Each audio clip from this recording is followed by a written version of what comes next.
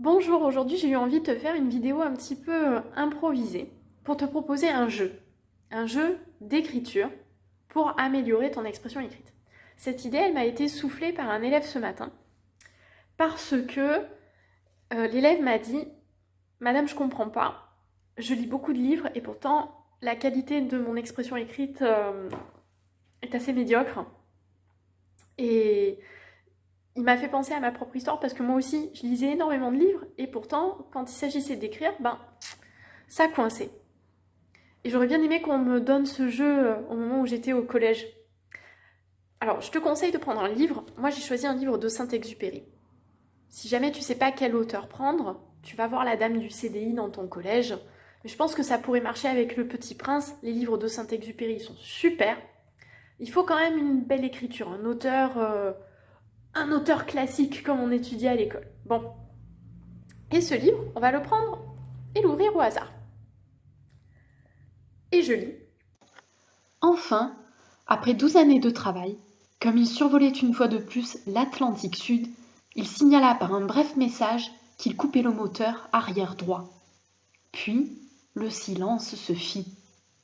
La nouvelle ne semblait guère inquiétante, et cependant, après 10 minutes de silence, tous les postes radio de la ligne, de Paris jusqu'à Buenos Aires, commencèrent leur veille dans l'angoisse.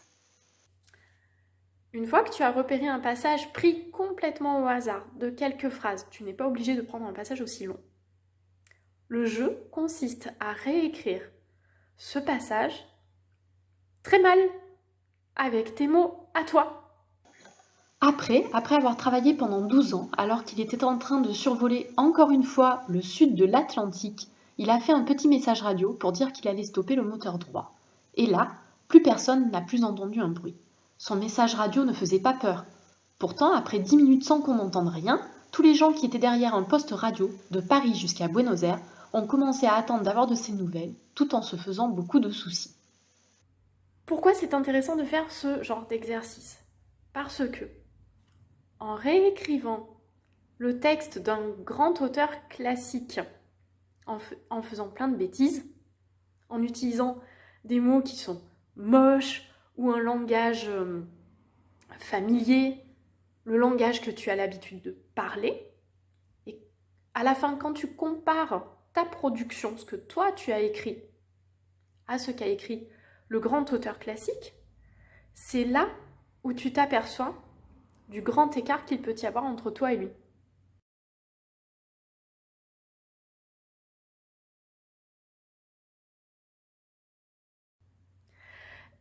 Et par conséquent, ça te fait prendre conscience des défauts que tu peux avoir dans ton écriture. Quand tu vas comparer ton texte mauvais à un texte qui est excellent, c'est là où tu vas te poser les vraies questions. Et ces questions, c'est tout simplement les questions d'analyse de texte que tu as dans tes cours de français. Mais moi, j'avais jamais fait le rapport entre la grammaire qu'on m'enseignait en français et l'expression écrite. Les figures de style que tu apprends en grammaire, les règles de grammaire complètement barbantes, eh bien, elles te servent à écrire un bon texte. Voilà, la forme est au service du fond, c'est-à-dire que la grammaire va t'aider à mieux exprimer tes idées et à faire un texte plus joli.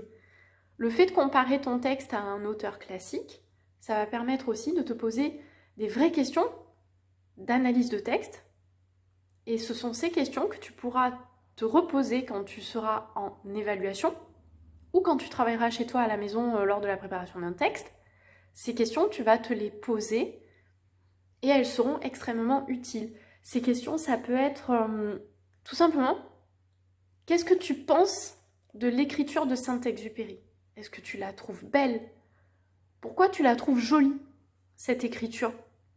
Eh bien, tout simplement parce qu'il n'a pas utilisé les mêmes mots que toi. Il a une écriture qui est certainement plus concise, c'est-à-dire qu'il arrive à exprimer ses idées avec très peu de mots.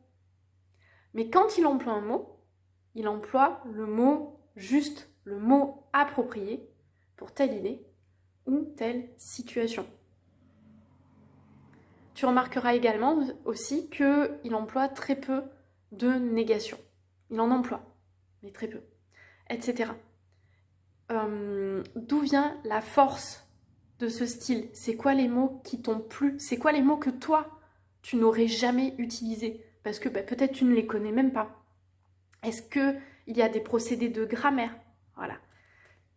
Toi, ensuite, quand tu devras écrire un texte joli, tu pourras écrire ton texte, un premier brouillon, avec des mots familiers, comme tu l'exprimerais à l'oral, mais après, tu peux le relire plusieurs fois et t'arrêter, oui, sur chacun des mots, et dire, bon, ce mot, est-ce qu'il est vraiment utile ou pas? Ou est-ce qu'il est superflu?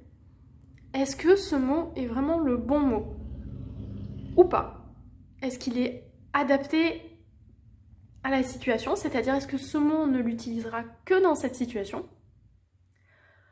Ou est-ce que c'est un mot valise? Un mot valise, c'est un mot passe-partout. Alors les mots passe-partout, c'est déjà les verbes être, avoir et faire, qu'il faut essayer d'éliminer à tout prix. Voilà, déjà. Donc écoute, dis-moi en commentaire ce que tu as pensé de ce jeu. Si tu l'as fait, évidemment, tu peux prendre le même extrait, demander, je sais pas moi, à quelqu'un de ton entourage de faire cet exercice avec toi. Ou alors tu peux être seule, comme moi je l'étais. Et j'aimerais bien que tu me marques en commentaire ce que tu en as pensé et quel a été le résultat de ta production, si ça t'a aidé pour tes cours de français et d'allemand. Voilà, je te remercie, à bientôt!